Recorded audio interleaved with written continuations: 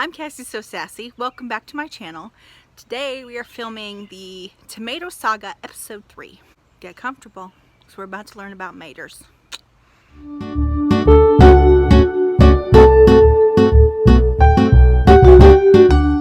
In episode 2, I asked the question, do you think a tomato is a fruit or a vegetable? And unanimously, y'all voted vegetable. And you're right. And if you'd voted fruit, you'd have been right too. Here's why. Science tells us that tomatoes are fruits because a fruit is a ripened flower ovary with seeds of its own kind inside of it. So things like tomatoes, watermelons, even dandelion puffs are considered fruits. But nutritionally, these are a vegetable. Vegetables are classified nutritionally as a food with low fructose and a food that can be used as a main dish.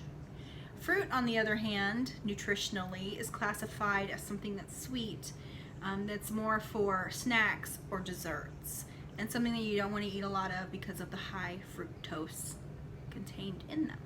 Also, your government taxes these as vegetables. And they've classified them to be vegetables back in the 1800s. So we're just gonna stick with vegetables at this point because science, who needs it? All right, let's go out into the garden and see what's going on out there. It was looking a little rough this morning. Let's go check it out.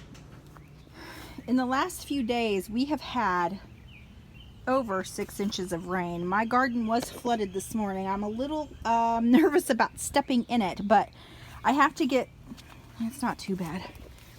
I have to get these weeds away from my pepper plants because they're struggling. They're taking over. Looks like I have a bit of a start there maybe, but I don't know. We always struggle with peppers. This is my poor cherry tomato plant. I don't know why it's not growing. I may just... It's not even as tall. This thing should be bushy and tall, and it's just... failing to thrive. We can't all have winners. Now look at this guy. He is loving some life. Look at this one. This one I had to remove some tomatoes from because it was weighing it down so badly. So I'm gonna, she's kind of outgrown the, woo! We got some leaves that need to be removed, so let's take care of that. This kind of stuff, it has to go.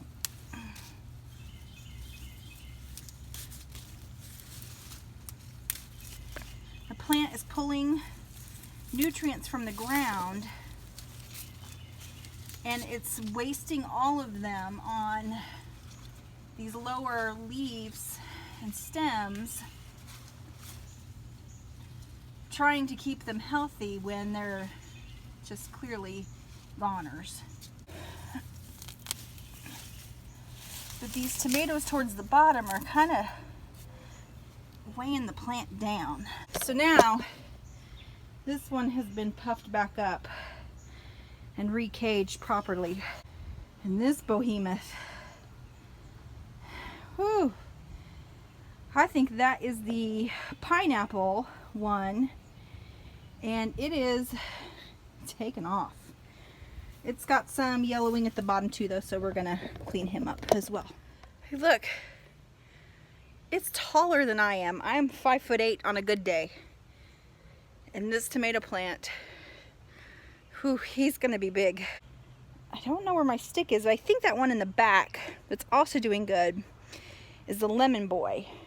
I'm gonna give that cherry tomato plant a couple more weeks. But I think it's clear that if you remember that we put the eggs in the pineapple and the lemon boy, and we didn't put the eggs in the, I think this is an early girl. and the cherry, and they're the ones struggling. So the one with the eggs in it have really taken off, and they're the two I was most skeptical about taking off. This is exciting. My scarlet red has a tomato that's ready to be picked, which means it's ready to be eaten. So I'm going to show you how to pick a tomato properly so that it will last for a good long while. This is something that my dad taught me. I'll explain. Look at these little newbies up here. Look at them.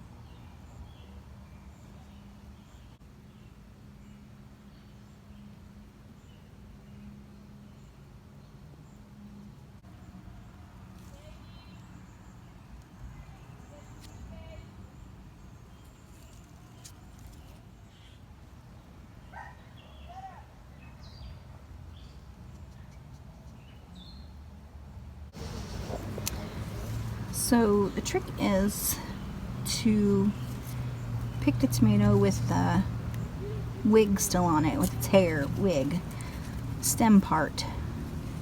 Let's see if I can do this with one hand. Like that.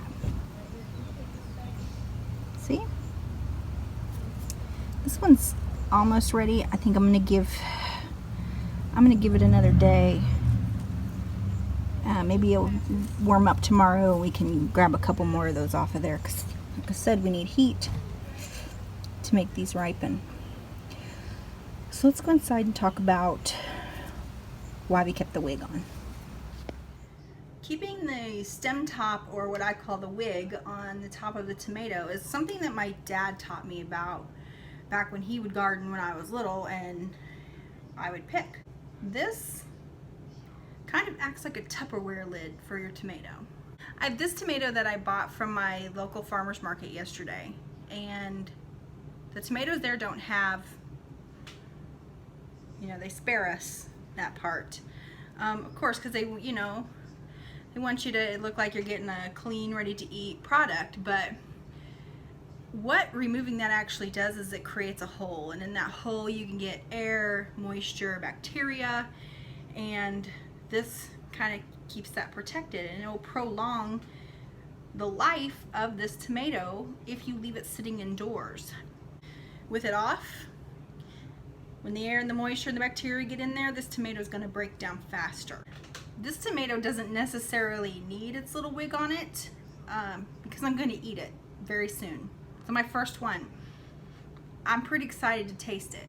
So today we have just the one, but in a few weeks when I'm blessed with a lot of tomatoes and then the season's over, I'm going to be glad I keep the stems on them because they're going to last longer.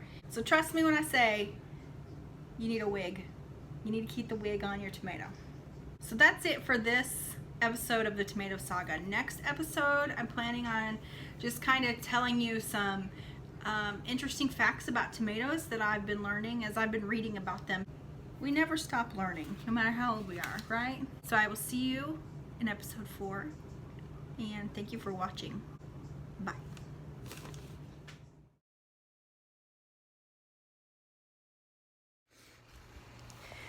You like my hair? Gee, thanks. Just bought it. I didn't buy it. Lucy did it. It's like 100 braids. I don't know. I'm going with it, okay?